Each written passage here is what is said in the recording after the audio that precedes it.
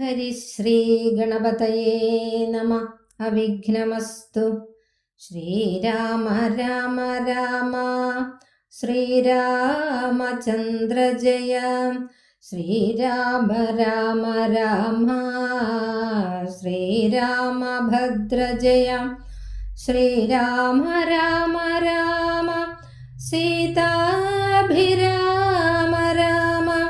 ശ്രീരാമ രാമ രാമ ലോകാഭിരാമ ജയ. സാമോദം ബാലക്രീഡാ തൽപരന്മാരാം കാലം രാമലക്ഷ്മണന്മാരും തമ്മിലൊന്നിച്ചു വാഴും. ഭരതശത്രുഘ്നന്മാരൊരുമിച്ചെല്ലാ നാളും മരുവീടുന്നു. പായസാംശാനുസാരവശാൽ കോമളന്മാരായൊരു സോദരന്മാരുമായി ശ്യാമള നിറം പൂണ്ട ലോകാഭിരാമദേവൻ കാരുണ്യാമൃതപൂർണപാങ്ക വീക്ഷണം കൊണ്ടും സാരസ്യാവ്യക്ത വർണ്ണാലാപപീയൂഷം കൊണ്ടും വിശ്വമോഹനമായ രൂപസൗന്ദര്യം കൊണ്ടും നിശേഷാനന്ദപ്രദദേഹമാർദ്ദവം കൊണ്ടും ബന്ധൂകദന്താംബര ചുംബനരസം കൊണ്ടും ബന്ധുരദന്താങ്കുരസ്പഷ്ടഹാസാഭ കൊണ്ടും ഭൂതലസ്ഥിത പാദാബ്ജദ്വയയാനം കൊണ്ടും ചേതോ മോഹനങ്ങളാം ചേഷ്ടിതങ്ങളെ കൊണ്ടും താതനും അമ്മമാർക്കും നഗരവാസികൾക്കും പ്രീതി നൽകിനാൻ സമസ്തേന്ദ്രിയങ്ങൾക്കുമെല്ലാം. ബാലദേശാന്തേ സ്വർണാശ്വദ്ധപർണാകാരമായി മാലേയം അണിഞ്ഞതിൽ പറ്റിയിടും കുരളവും അഞ്ജനമണിഞ്ഞതി മഞ്ജുളതരമായ കഞ്ചനേത്രവും കടാക്ഷാവലോകനങ്ങളും കർണാലങ്കാരമണികുണ്ടലം മിന്നിടുന്ന സ്വർണദർപ്പണ സമാഗണ്ഡമണ്ഡലങ്ങളും ശാർദൂലനഖങ്ങളും വിദ്രുമമണികളും ചേർത്തുടൻ കാർത്തസ്വരമണികൾ മധ്യേ മധ്യേ കോർത്തു ചാർത്തിയിടുന്നൊരു കണ്ഠകാണ്ഡോദ്യോതവും മുത്തുമാലകൾ വനമാലകളോടും പൂണ്ട വിസ്തൃതോരസി ചാർത്തും തുളസി മാല്യങ്ങളും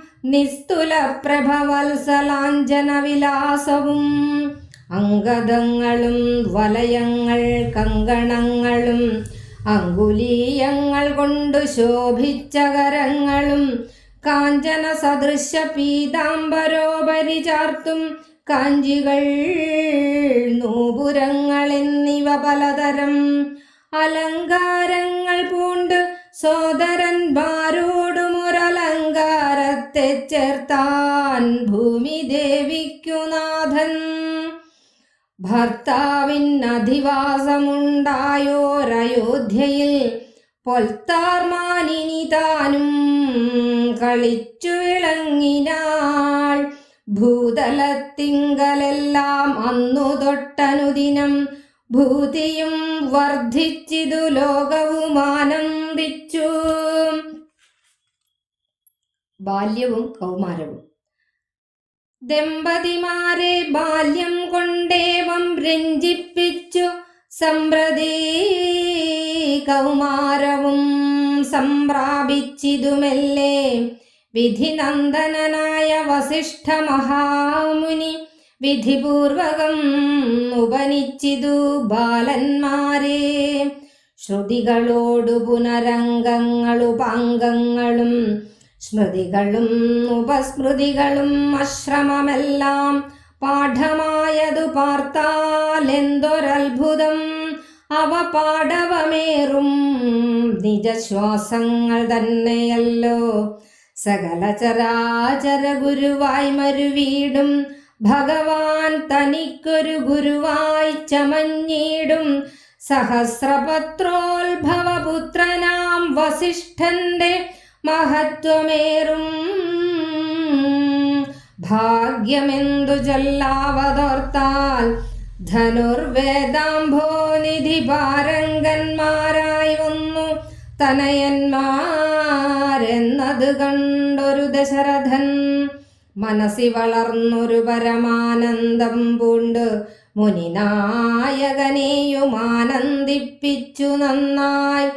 ആമോദം വളർന്നുള്ളിൽ സേവ്യ സേവകഭാവം രാമലക്ഷ്മണന്മാരും കൈക്കൊണ്ടാരതുപോലെ.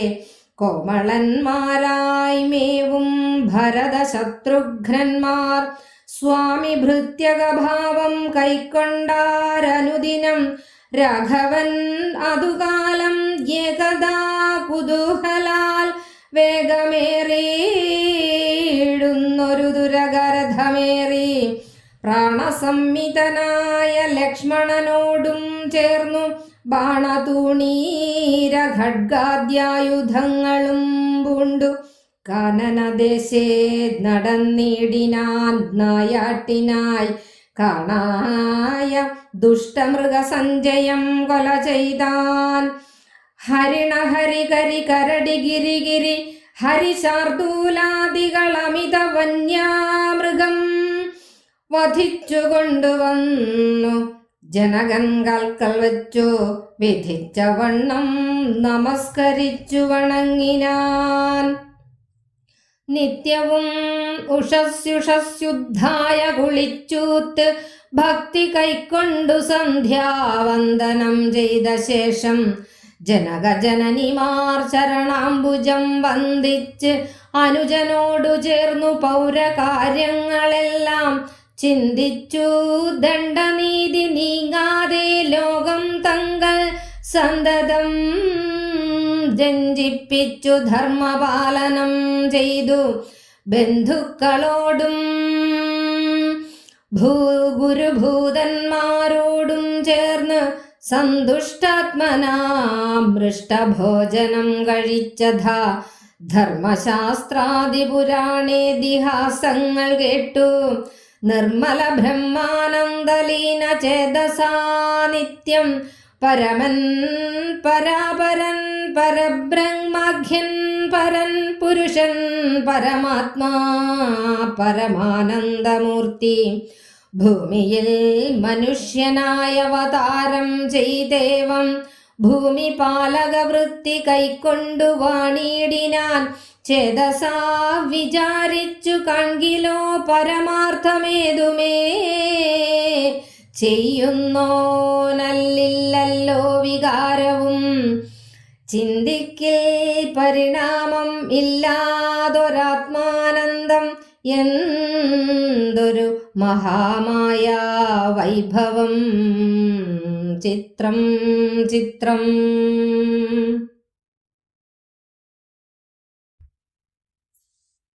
നമസ്തേ. ഓം നമ ശിവായ. ശ്രീരാമചന്ദ്ര പ്രഭുവിൻ്റെ അനുഗ്രഹം എല്ലാവർക്കും ഉണ്ടാവട്ടെ. രാമായണ ക്ലാസ് തുടരുകയാണ്. രാമൻ്റെ ബാലലീലകളെക്കുറിച്ചാണ് ഈ ഭാഗത്ത് വർണ്ണിക്കുന്നത്. നമുക്ക് നോക്കാം. സാമോദം ബാലക്രീഡാ തൽപരന്മാരാം കാലം രാമലക്ഷ്മണന്മാരും തമ്മിൽ ഒന്നിച്ചു വാഴും.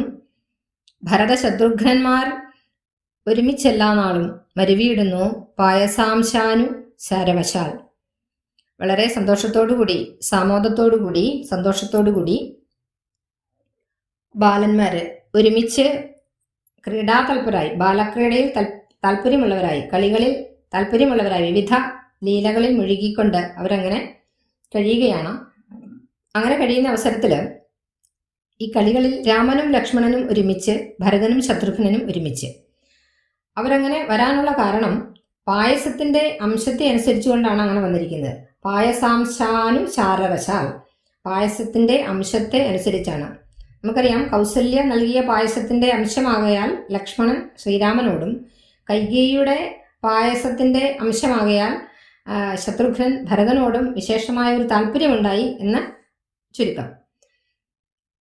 അങ്ങനെ അങ്ങനെ ആ കുമാരന്മാര് കേളികളിൽ ഏർപ്പെട്ടിരിക്കുകയാണ്. കോമളന്മാരായ ഒരു സോദരന്മാരുമായി ശ്യാമള നിറം പൂണ്ട ലോകാഭിരാമദേവൻ, കോമളന്മാരായ സുന്ദരന്മാരായ തൻ്റെ സഹോദരന്മാരോടുകൂടി ശ്യാമള നിറം പൂണ്ട കറുത്ത നിറത്തിലുള്ള ലോകാഭിരാമനായ ആ ദേവൻ കാരുണ്യാമൃത പൂർണ്ണ അപാംഗ വീക്ഷണം കൊണ്ടും, കാരുണ്യാമൃതം എന്ന് പറഞ്ഞാൽ കാരുണ്യാമൃതം നിറഞ്ഞ അപാംഗം കടക്കണ്ണാണ്. ആ കടക്കണ്ണു കൊണ്ടുള്ള വീക്ഷണം നോട്ടം കൊണ്ടും സാരസ്യാവ്യക്ത വർണ്ണാലാപ പീയൂഷം കൊണ്ടും, സാരസ്യമുള്ളതും അവ്യക്തവുമായ അക്ഷരത്തോടു കൂടിയതുമായ ആലാപന പീയൂഷം എന്നാണ് പറയുന്നത്. അപ്പോൾ ആലാപ പീയൂഷം എന്ന് പറഞ്ഞിട്ടുണ്ടെങ്കിൽ പീയൂഷം അമൃതാണ്, അമൃതം പോലെ മധുരമായ ആലാപം, ഭാഷണം എന്നാണ് അർത്ഥം. അതായത് സരസവും അവ്യക്താക്ഷര മനോഹരവും അമൃതം പോലെ മധുരവുമാണ് ശ്രീരാമൻ്റെ ഭാഷണം എന്ന് സാരം. അതായത് ആ സംസാരം കുട്ടികൾ വർത്തമാനം പറഞ്ഞു തുടങ്ങുന്ന ആ സമയത്തുണ്ടാകുന്ന കൊഞ്ചിയിട്ടുള്ള പറച്ചില്, ബേബി ടോക്ക് എന്നൊക്കെ നമുക്ക് പറയാം. അങ്ങനെയുള്ള ആ സംഭാഷണം വളരെ മനോഹരമാണ്. അതിനെക്കുറിച്ചാണ് ഇവിടെ കവി വർണ്ണിച്ചിരിക്കുന്നത്. അങ്ങനെയുള്ള ആ ഭാഷണം കൊണ്ടും കാരുണ്യാമൃത പൂർണ്ണ അപാംഗ വീക്ഷണം കൊണ്ടും സാരസ്യാവ്യക്ത വർണ്ണാലാപ പീയൂഷം കൊണ്ടും വിശ്വമോഹനമായ രൂപസൗന്ദര്യം കൊണ്ടും, വിശ്വമോഹനമായ രൂപമാണ് ഭഗവാന്റേത്, നിശേഷ ആനന്ദപ്രദ ദേഹമാർദ്ദവം കൊണ്ടും, എന്നുവെച്ചാൽ എല്ലാവർക്കും ആനന്ദം നൽകുന്ന ശരീരത്തിൻ്റെ മാർദ്ദവം, അതുപോലെ തന്നെ എല്ലാവരും ലോകത്തെ മുഴുവനും വശീകരിക്കത്തക്ക സൗന്ദര്യമാണ് ഭഗവാന്റേതെന്ന് ചുരുക്കം.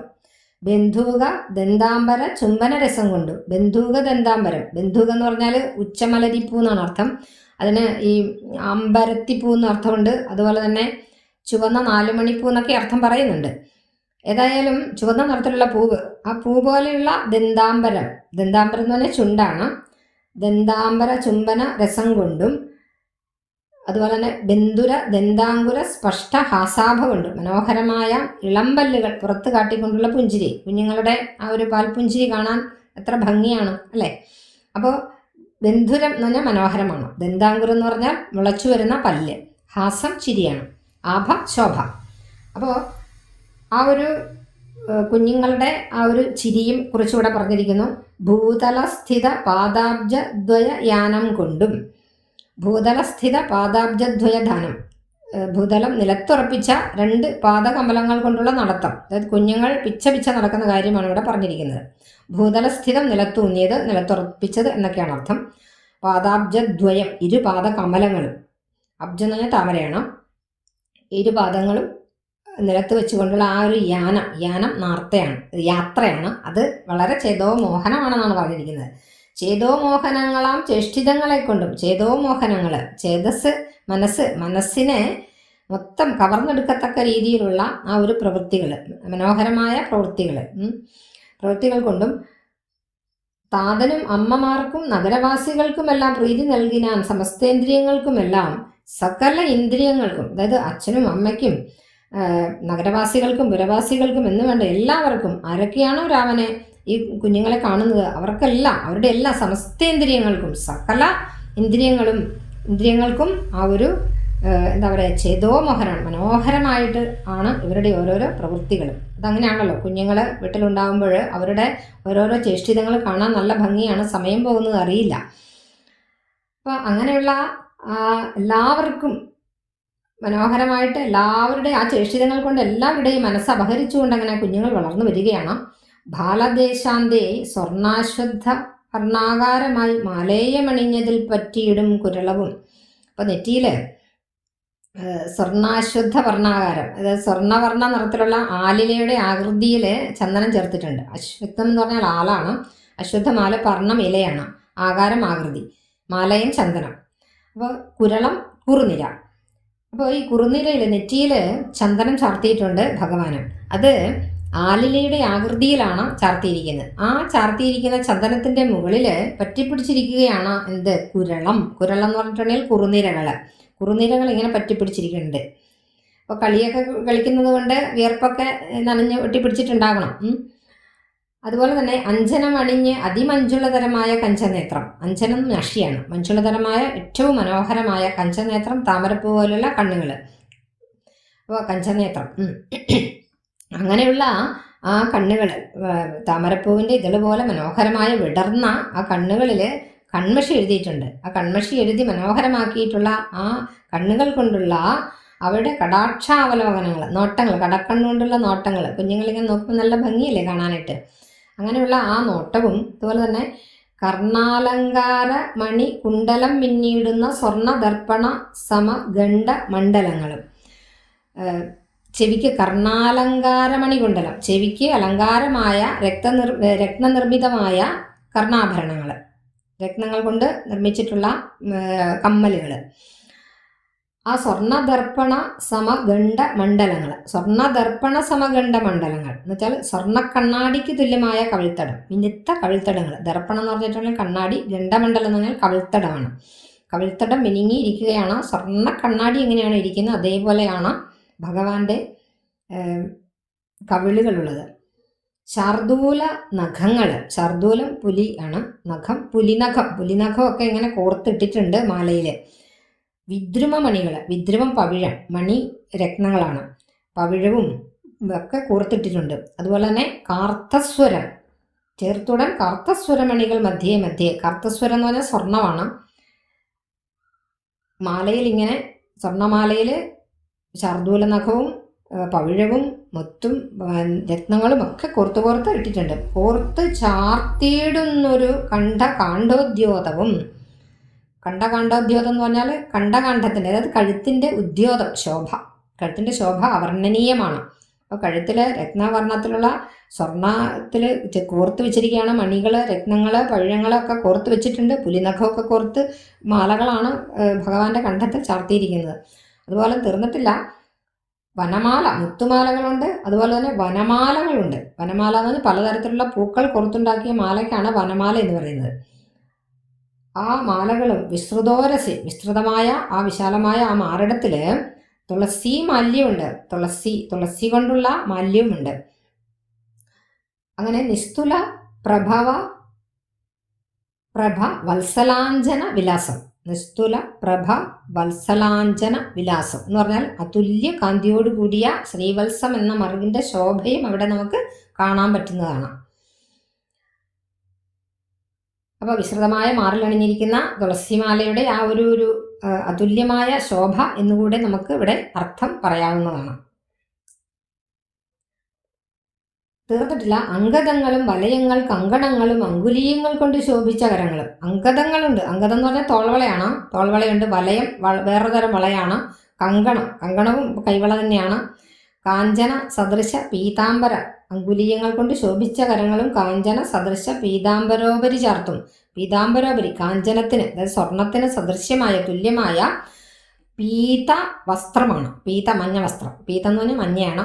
പീതാംബരത്തിന് ഉപരി, മുകളിലായിട്ട്, പീതാംബരോപരി മഞ്ഞ വസ്ത്രത്തിൻ്റെ മുകളിലായിട്ട് ഉപരിയായിട്ട് ചാർത്തുന്ന അണിഞ്ഞിരിക്കുന്ന കാഞ്ചി എന്ന് പറഞ്ഞാൽ അരഞ്ഞാണമാണ്. അരഞ്ഞാണം ചാർത്തിയിട്ടുണ്ട്. ഭഗവാൻ മഞ്ഞപ്പട്ട് എടുത്തിട്ടുണ്ട്. ആ മഞ്ഞപ്പട്ടിൻ്റെ മുകളിലായിട്ട് അരഞ്ഞാണം ചാർത്തിയിട്ടുണ്ട്.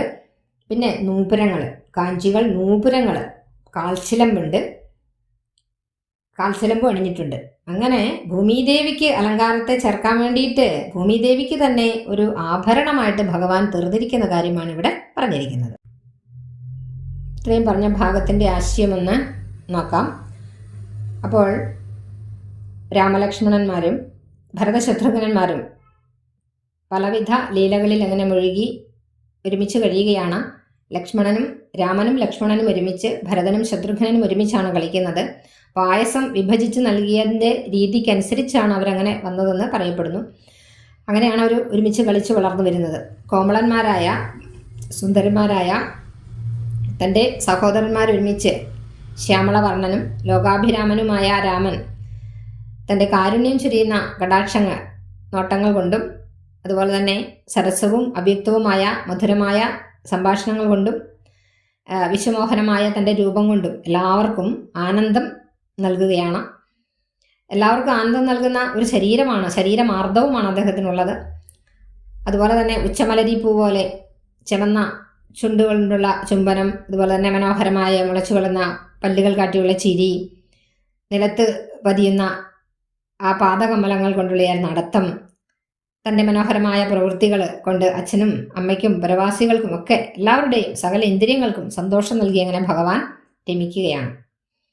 നെറ്റിയിൽ സ്വർണ്ണവർണ്ണമുള്ള അരയാലിലയുടെ ആകൃതിയിൽ അണിഞ്ഞിട്ടുള്ള ചന്ദനത്തിൽ പറ്റി നിൽക്കുന്ന കുറുനിരകൾ, മഷി എഴുതിയ അതിമനോഹരമായ നേത്രങ്ങൾ, കടക്കണ്ണുകളുള്ള നോട്ടങ്ങൾ, കാതിലണിഞ്ഞിരിക്കുന്ന രക്തനിർമ്മിതമായ ആഭരണങ്ങൾ പ്രതിഫലിക്കുന്ന സ്വർണ്ണ കണ്ണാടിക്ക് തുല്യമായ കവിൾത്തടങ്ങൾ, പുലിനഖം, പവിഴം, സ്വർണ്ണമണികൾ എന്നിവ ഇടയ്ക്കിടയ്ക്ക് ഇടകലർത്തി കോർത്തിട്ടിട്ടുള്ള മാലകൾ അത് കണ്ഠനാളത്തിൽ അണിഞ്ഞിരിക്കുകയാണ്. കൂടാതെ മുത്തുമാലകൾ, വനമാലകൾ, തുളസിമാലകൾ ഇവയൊക്കെ ചാർത്തിയിട്ടുണ്ട്. അങ്ങനെ ആ ചാർത്തിയിരിക്കുന്ന മാറിടത്തിൽ വളരെ മനോഹരമായ ആ വിശാലമായ മാറിടത്തിൽ ശ്രീവത്സം എന്ന മറുകും കാണാനുണ്ട്. പിന്നെ അതുപോലെ തന്നെ തോൾവള, കൈവളയുണ്ട്, മോതിരം എന്നിവ കൊണ്ട് ശോഭിക്കുന്ന കൈകൾ, സ്വർണത്തിന് തുല്യമായ ശോഭയുള്ള മഞ്ഞപ്പട്ടാണ് അദ്ദേഹം ഉടുത്തിരിക്കുന്നത്. മഞ്ഞപ്പട്ടിൻ്റെ മീതെ അരഞ്ഞാൺ അണിഞ്ഞിട്ടുണ്ട്, പാദസരം ധരിച്ചിട്ടുണ്ട്. അങ്ങനെയുള്ള ആ രാമദേവൻ സോദരന്മാരോട് കൂടിയിട്ട് ഭൂമിദേവിക്ക് ഒരു അലങ്കാരമായിട്ട് മാറി അങ്ങനെ വിലസി ആ ഒരു ബാലക്രീഡ ചെയ്യുന്ന കാഴ്ചയാണ് നമ്മൾ കണ്ടത്. അടുത്ത ഭാഗം നോക്കാം. ഭർത്താവിന് അധിവാസമുണ്ടായോരയോധ്യയിൽ പൊൽത്താർ മാനിനി താനും കളിച്ചു വിളങ്ങിനാൾ. ഭൂതലത്തിങ്കലെല്ലാം അന്നു തൊട്ട് അനുദിനം ഭൂതിയും വർദ്ധിച്ചിതു, ലോകവും ആനന്ദിച്ചു. തൻ്റെ ഭർത്താവായ ശ്രീഹരി അയോധ്യയിൽ രാമനായി അവതരിച്ചു എന്ന് മനസ്സിലാക്കിയ പൊൽത്താർ മാനിനി മഹാലക്ഷ്മി ആ അയോധ്യയിൽ, ആ രാജ്യത്ത് കളിച്ചു വിളങ്ങിനാൾ എന്ന് വെച്ചാൽ തൻ്റെ മഹാവിഷ്ണു അയോധ്യയിൽ പിറന്നതിനാൽ മഹാലക്ഷ്മി അവിടെ കളിയാടാൻ തുടങ്ങി. അയോധ്യ പൂർവാധികം ഐശ്വര്യസമ്പൂർണമായി എന്ന് സാരം. ഭൂതലത്തിങ്കലെല്ലാം അന്നു തൊട്ട് എന്നാണോ ഭഗവാൻ ഭൂമിയിൽ അവതരിച്ചത്, രാമനായി പിറന്നത്, അന്നു മുതൽ അനുദിനം ദിവസം തോറും ഭൂതി ഐശ്വര്യം വർദ്ധിച്ചു, ലോകവും ആനന്ദിച്ചു, ജനങ്ങൾക്കൊക്കെ വളരെയധികം സന്തോഷമുണ്ടായി എന്ന് ചുരുക്കം. അങ്ങനെ ദമ്പതിമാരെ ബാല്യം കൊണ്ടേവം രഞ്ജിപ്പിച്ചു, സമ്പ്രതി കൗമാരവും സംപ്രാപിച്ചിതുമല്ലേ.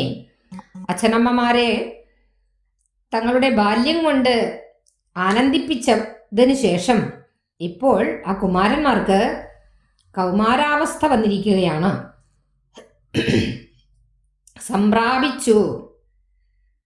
പ്രാപിച്ചു എന്ന് ചുരുക്കം. വിധിനന്ദനായ വസിഷ്ഠ മഹാമുനി വിധിപൂർവകം ഉപനിച്ചിതു ബാലന്മാരെ. വിധിനന്ദനായ ബ്രഹ്മപുത്രനായ വസിഷ്ഠ മഹാമുനി വിധിപൂർവകം, വിധിയനുസരിച്ച് ഉപനിച്ചിതു ബാലന്മാരെ, ഉപനയനമൊക്കെ കഴിച്ചു. ഉപനയനം വേദാധ്യായനത്തിന് മുൻപ് ഗുരുസന്നിധിയിലേക്ക് വേദാധ്യായനത്തിന് വേണ്ടിയിട്ട് ഗുരുസന്നിധിയിലേക്ക് നയിക്കുന്നതാണ് ഉപനയനം. ഇതിന് പൂണൂൽ ധരിക്കുന്നത് ഒരു പ്രധാന ചടങ്ങാണ്. അതിനാൽ ഇതിന് പൂണൂൽ കല്യാണം എന്ന ഒരു പേരും പറയാറുണ്ട്.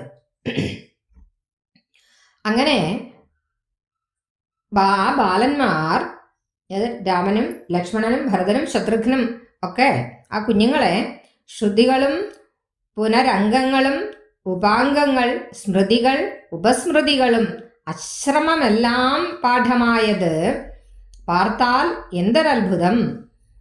ആ ബാലന്മാര് ശ്രുതികൾ, അംഗങ്ങള്, ഉപാംഗങ്ങൾ, സ്മൃതികള്, ഉപസ്മൃതികള് ഇതെല്ലാം അശ്രമമായി വളരെ പെട്ടെന്ന് തന്നെ യാതൊരു ബുദ്ധിമുട്ടുമില്ലാതെ അവർ പഠിക്കുകയുണ്ടായി.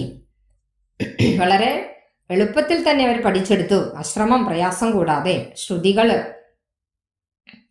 വേദങ്ങൾ പഠിച്ചു. ശ്രുതികൾ എന്ന് പറഞ്ഞാൽ വേദങ്ങളാണ്.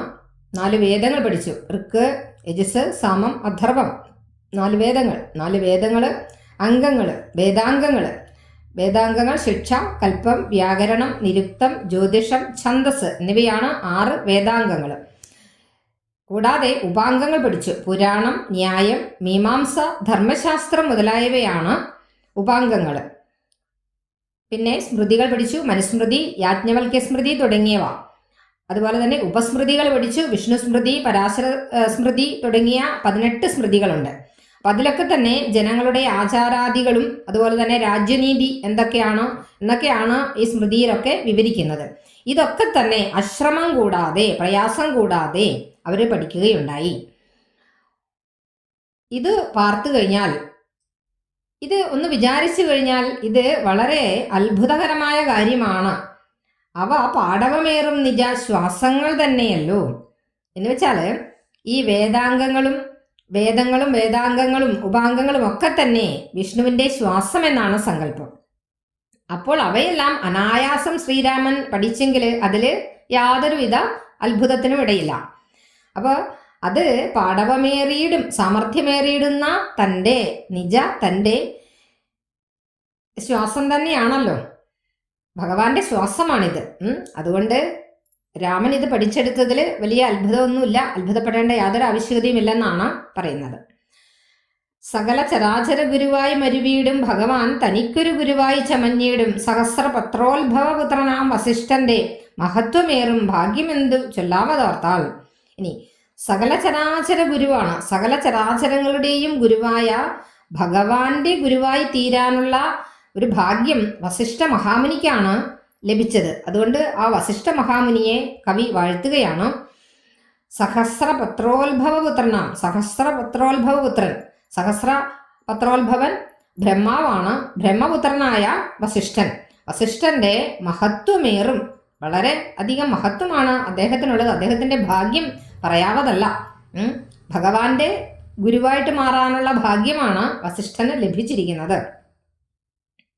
അങ്ങനെ ധനുർവേദാംഭോനിധി പാരകന്മാരായി വന്നു തനയന്മാരെന്ന് കണ്ടൊരു ദശരഥൻ മനസ്സിൽ വളർന്നൊരു പരമാനന്ദം പൂണ്ട് മുനിനായകനെയും ആനന്ദിപ്പിച്ചു നന്നായി.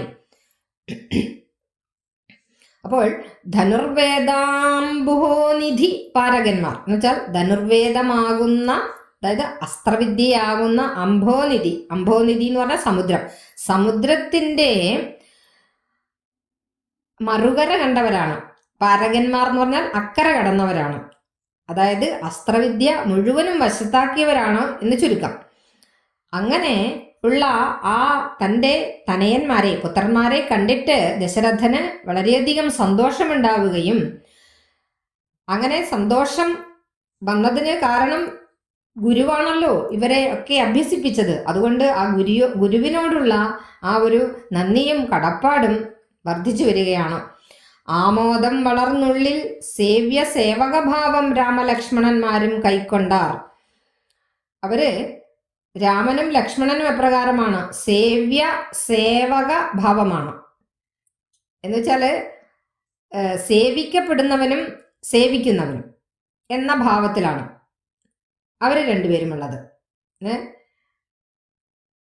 അതുപോലെ തന്നെ അതുപോലെ കോമളന്മാരായ്മയും ഭരതശത്രുഘ്നന്മാർ സ്വാമീ ഭൃത്യക ഭാവം കൈക്കൊണ്ടാൽ അനുദിനം. സ്വാമിയും ഭൃത്യനും എന്ന അവസ്ഥയിലാണ് ഇവരുള്ളത്, അത് ഭരതനും ശത്രുഘ്നും ഉള്ളത്. അപ്പോൾ ഭഗവാനെ, ശ്രീരാമന്റെ സേവകന്മാരാണ് ഞങ്ങളെന്നുള്ളൊരു ഭാവത്തിലാണ് അനുജന്മാരുള്ളത്.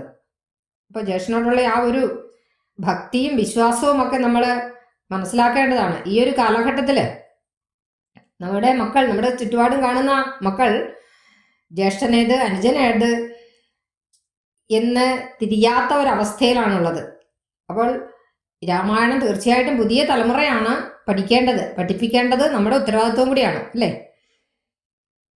അപ്പൊ നോക്കൂ, രാഘവൻ അതുകാലം ഏകദാ കുതൂഹലാൽ വേഗമേറിയിടുന്നൊരു തുരകരഥമേറി പ്രാണസംവിധനായ ലക്ഷ്മണനോട് ചേർന്നു ബാണ തൂണീര ഖഡ്ഗാദി ആയുധങ്ങളും പൂണ്ട് കാനനദേശി നടന്നിടിനാൻ നായാട്ടിനായി. ഒരു ദിവസം രാമൻ കുതൂഹലാൽ, കൗതുകത്തോടുകൂടി, സന്തോഷത്തോടുകൂടി വേഗമേറിയിടുന്ന, ഏറ്റവും വേഗമുള്ള ഒരു തുരക കുതിരപ്പുറത്ത് കയറി പ്രാണസംവിധനായ, പ്രാണനായ, തനിക്ക് ഏറ്റവും പ്രാണതുല്യനായ ലക്ഷ്മണനോടുകൂടി ബാണ തൂണീര ഖഡ്ഗാദി ആയുധങ്ങൾ എന്ന് വെച്ചാൽ ബാണം, അമ്പ്, തൂണീരം, ആവനാഴി, ഖഡ്ഗം, വാള് മുതലായ, അപ്പൊ ബാണം, തൂണീരം, ഖഡ്ഗം മുതലായ വാൾ മുതലായ ആയുധങ്ങളോട് കൂടിയിട്ട് കാനനദേശേ കാട്ടിലേക്ക് പോവുകയുണ്ടായി. കാനനദേശേ നടന്നിടിനാൻ നായാട്ടിനായിട്ട് പോയിരിക്കുകയാണ്. രാജകുമാരന്മാർക്ക് പറഞ്ഞിട്ടുള്ളതാണ് നായാട്ട്. അവർ പഠിച്ച അസ്ത്ര ശസ്ത്ര വിദ്യ എത്രമാത്രം ഉണ്ട് എന്നുള്ളതിൻ്റെ ഒരു പരീക്ഷണം, ഒരു പ്രാക്ടിക്കൽ എന്ന് തന്നെ പറയാം. അതിനു വേണ്ടിയിട്ടാണ് അവർ നായാട്ടിന് പോകുന്നത്. അങ്ങനെ കാട്ടിലേക്ക് നായാട്ടിനായി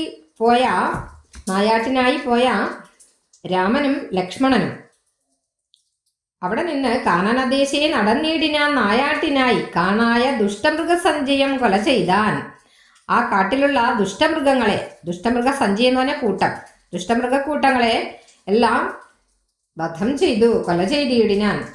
ഏതൊക്കെ മൃഗങ്ങളെയാണ്? ഹരിണ, ഹരി, കരി, കരടി, ഗിരിഗിരി, ഹരി, ശാർദൂല ആദികൾ അമിത വന്യമൃഗങ്ങളെ വധിച്ചു കൊണ്ടുവന്നു ജനകൻ കാൽക്കൽ വെച്ചു വിധിച്ച വണ്ണം നമസ്കരിച്ച് വണങ്ങിടിനാൻ.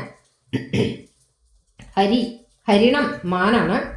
ഹരി എന്ന് പറഞ്ഞാൽ സിംഹം, കരി ആന, കരടി തന്നെ, ഗിരി കാട്ടുപന്നി, ഹരി ശാർദൂല. ഹരി എന്നുള്ളതിൽ ഇവിടെ കുരങ്ങ് എന്നുള്ളൊരു അർത്ഥം പറയുന്നുണ്ട്. കുരങ്ങിനെ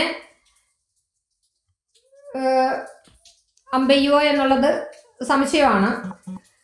ഹരി ശാർദൂലാദി വന്യമൃഗങ്ങളെ, ശാർദൂലം എന്ന് പറഞ്ഞാൽ കടുവയാണ്, കടുവ മുതലായ വന്യമൃഗങ്ങളെ വധിച്ചു കൊണ്ടുവന്ന് ജനകൻ കാൽക്കൽ വെച്ചു, ജനകന്റെ അച്ഛന്റെ കാൽക്കൽ വെച്ച് വിധിച്ച വണ്ണം നമസ്കരിച്ച് വണങ്ങിയിടിനാൻ.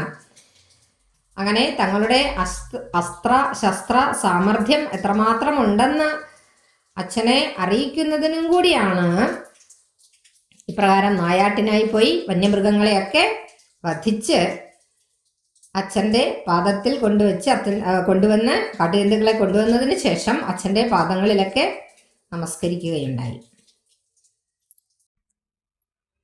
അങ്ങനെയുള്ള ശ്രീരാമൻ നിത്യവും എല്ലാ ദിവസവും ഉഷസ്സുഷസ്യുദ്ധായ കുളിച്ചൂത്ത് ഭക്തി കൈക്കൊണ്ട് സന്ധ്യാവന്ദനം ചെയ്ത ശേഷം ജനനിമാർ ചരണാംബുജം വന്ദിച്ച് അനുജനോടും ചേർന്നു പൗരകാര്യങ്ങളെല്ലാം ചിന്തിച്ച് ദണ്ഡനീതി നീങ്ങാതെ ലോകം തങ്കൽ സന്തതം രഞ്ജിപ്പിച്ചു ധർമ്മപാലനം ചെയ്തു.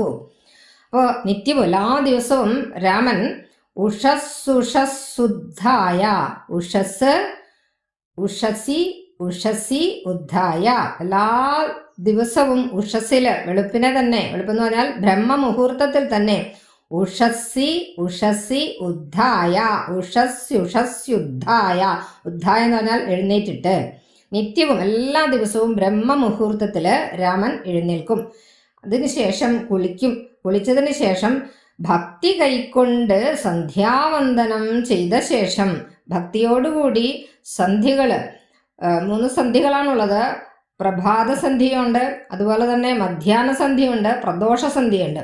അപ്പോൾ ഈ പ്രഭാത സന്ധിയിലും പ്രദോഷ സന്ധിയിലുമാണ് നമ്മൾ വിളക്ക് കൊളുത്തി നാമജപം നടത്തേണ്ടതെന്നാണ് നമ്മുടെ പൂർവികന്മാരായ ഋഷിവര്യന്മാർ പറഞ്ഞിട്ടുള്ളത്. അപ്പോൾ രാമൻ എല്ലാ ദിവസവും രാവിലെ എഴുന്നേൽക്കും, ബ്രഹ്മമുഹൂർത്തത്തിൽ എഴുന്നേൽക്കും. നമ്മുടെ മക്കൾക്ക് ഇല്ലാത്ത ഒരു ശീലമാണ് ബ്രഹ്മമുഹൂർത്തത്തിൽ എഴുന്നേൽക്കുക എന്നുള്ളത്. അപ്പോൾ അന്തരീക്ഷം ഏറ്റവും ശുദ്ധമായിരിക്കുന്ന സമയവുമാണ്. ആ സമയത്ത് എഴുന്നേറ്റ് കഴിയുമ്പോൾ നമുക്കുണ്ടാകുന്ന ആ ഒരു ഉന്മേഷം പറഞ്ഞറിയിക്കാൻ വയ്യാത്തതാണ്. നല്ല ബുദ്ധിക്ക് നല്ല തെളിച്ചവും മനസ്സിനുണർവും ഒക്കെ ഉണ്ടാകുന്ന ഒരു സമയമാണ് ബ്രഹ്മമുഹൂർത്തം എന്ന് പറയുന്നത്. അപ്പോൾ ബ്രഹ്മമുഹൂർത്തത്തിൽ എഴുന്നേറ്റ് 3:30 തൊട്ടുള്ള സമയമാണ് പറയുന്നത്. 3 മണി തൊട്ട് 4:30 വരെയുള്ള സമയത്താണ് ശരിക്കുള്ള ബ്രഹ്മമുഹൂർത്തം എന്ന് പറയുന്നത്. ആ സമയത്ത് എഴുന്നേറ്റ് പഠിക്കുന്ന കുട്ടികളെ പഠിക്കുകയാണെങ്കിലും ഏത് പ്രവൃത്തി ചെയ്യുകയാണെങ്കിലും അതിന് ഏറ്റവും മഹത്വം ഉണ്ടാകുമെന്നാണ് പൂർവികർ പറഞ്ഞിട്ടുള്ളത്. അത് സയൻറ്റിഫിക്കലി തെളിയിച്ചിട്ടുള്ള കാര്യം കൂടിയാണ്.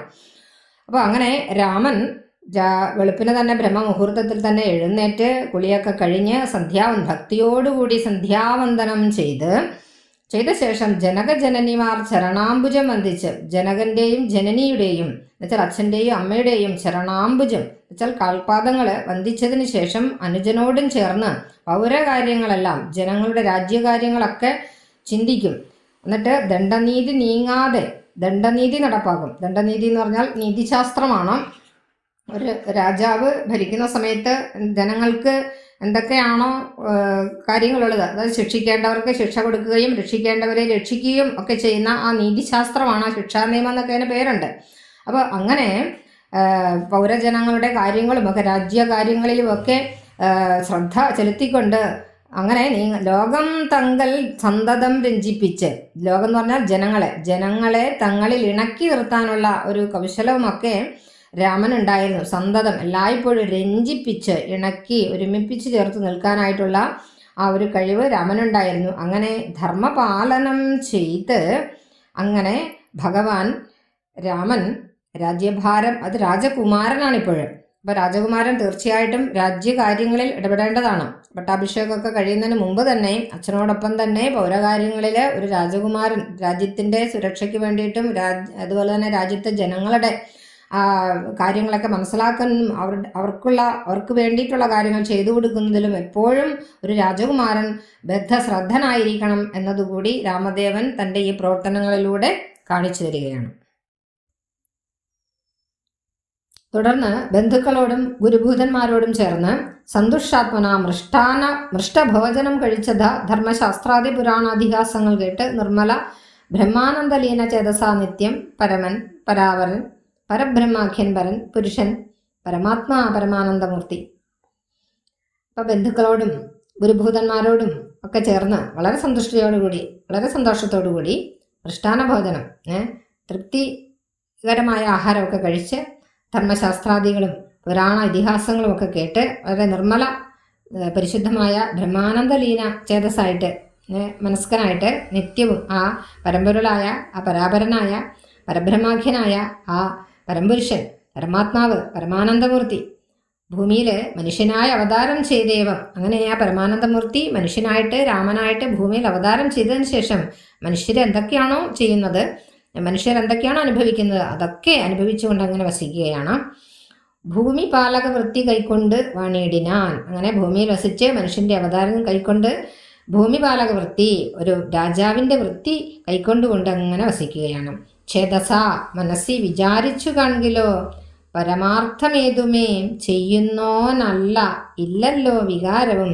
മനസ്സിലൊന്ന് വിചാരിക്കുകയാണെങ്കിൽ, ഈ പരമാർത്ഥം പറയുകയാണെങ്കിൽ ഭഗവാൻ ഒന്നും ചെയ്യുന്നില്ല, ഭഗവാൻ ഒന്നും ഒരു മാറ്റവുമില്ല, ഭഗവാൻ ഒന്നും ചെയ്യുന്നുമില്ല. ചിന്തിക്കൽ പരിണാമമില്ലാതൊരാത്മാനന്ദം, എന്തൊരു മഹാമായ വൈഭവം, ചിത്രം ചിത്രം. ഓർക്കുകയാണെങ്കിൽ ഭഗവാന്റെ ഈ ലീല എന്താണ് എന്ന് ആർക്കും പറയാവതല്ല എന്നാണ് പറഞ്ഞു വരുന്നത്. അതിൻ്റെ ആശയം നോക്കാം. അപ്പോൾ ദശരഥനെയും ഭഗ്നിമാരെയും മറ്റുള്ള ജനങ്ങളെയും ഒക്കെ ആനന്ദിപ്പിച്ചുകൊണ്ട്, ബാലലീലകളാൽ ആനന്ദിപ്പിച്ചുകൊണ്ട് ആ കുട്ടികൾ അങ്ങനെ കൗമാരത്തിലേക്ക് കടന്നു. അപ്പോൾ ബ്രഹ്മപുത്രനായ വസിഷ്ഠൻ വിധിപ്രകാരം കുമാരന്മാരുടെ ഉപനയന കർമ്മങ്ങളൊക്കെ നടത്തി. അതിനുശേഷം വേദങ്ങൾ, വേദാംഗങ്ങൾ, ഉപാംഗങ്ങൾ, സ്മൃതികൾ, ഉപസ്മൃതികൾ എന്നിവയെല്ലാം വളരെ അനായാസം രാമദേവൻ പഠിച്ചെടുത്തു. അത് പഠിച്ചെടുത്തതിന് യാതൊരു വിധ അത്ഭുതവുമില്ല. കാരണം ഇവ ഈശ്വരൻ്റെ തന്നെയാണല്ലോ. അപ്പം മഹാവിഷ്ണുവിൻ്റെ ശ്വാസങ്ങൾ തന്നെയാണ് വേദങ്ങൾ എന്നൊക്കെ പറയുന്നത്. അപ്പോൾ സകല ചരാചരങ്ങളുടെയും ഗുരുവായ ഭഗവാൻ, ആ ഭഗവാന്റെ ഗുരുവായി തീരാൻ ഭാഗ്യം സിദ്ധിച്ച ബ്രഹ്മപുത്രനായ വസിഷ്ഠൻ്റെ ഭാഗ്യം എന്താണ് പറയുക, പറഞ്ഞറിയിക്കാൻ പറ്റില്ല. വസ്ത്രവിദ്യയിൽ തൻ്റെ പുത്രന്മാരെ അത്ഭുതകരമായ സാമർഥ്യം നേടിയതായിട്ട് കണ്ട് ദശരഥൻ വളരെയധികം സന്തോഷിച്ചു. വസിഷ്ഠനെ ആദരിക്കുകയൊക്കെ ചെയ്യുന്നുണ്ട്.